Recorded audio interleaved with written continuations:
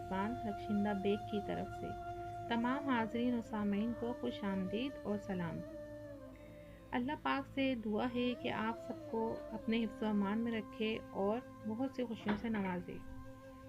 آغاز کرتے ہیں آج کے پروگرام کا۔ تو آج آپ کی ذوق کی نظر ہے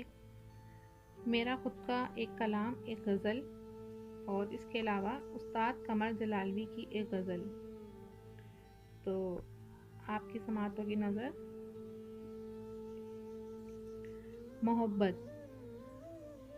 دل کی بستی پہ ابر کرم کی طرح چھائی محبت، بنجر صحرا پہ بوندوں کی صورت برسائی محبت، جب جب تیری یاد نے تڑپا دیا مجھے، جب جب تیری یاد نے تڑپا دیا مجھے،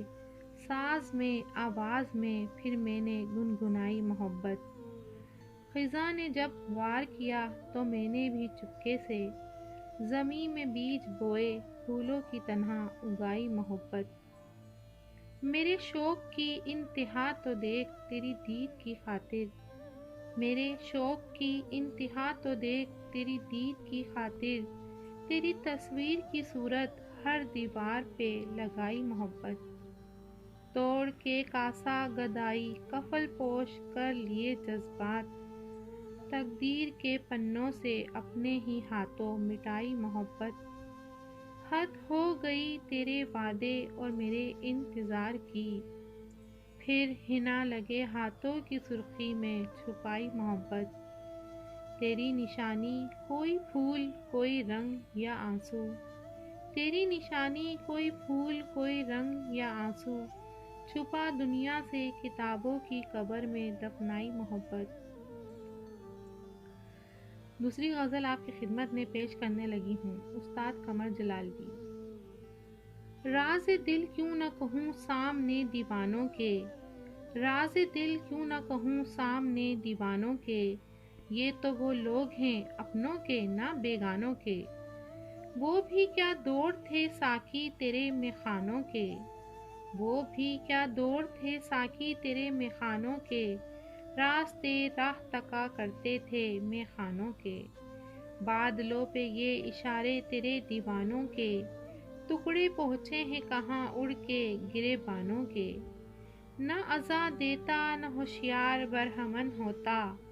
در تو اس شیخ نے کھلوائے ہیں بت خانوں کے، آپ دن رات سنوارا کریں گیسو تو کیا، کہیں حالات بدلتے ہیں پریشانوں کے، کیا زمانہ تھا ادھر شام ادھر ہاتھ میں جام، صبح تک دور چلا کرتے تھے پیمانوں کے، ہاتھ خالی ہیں مگر ملک عدم کا ہے سفر، ہاتھ خالی ہیں مگر ملک عدم کا ہے سفر، حوصلے دیکھیے ان بے سر و سامانوں کے، سر جھکائے ہوئے بیٹھے ہیں جو کعبہ میں کمر،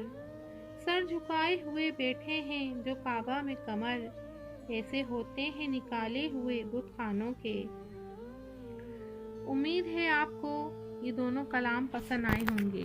اپنی رائے کا اظہار کمنٹ کے ذریعے کیجیے۔ اس کے علاوہ اپنی پسند کے کلام کی فرمائش بھی بھیج سکتے ہیں۔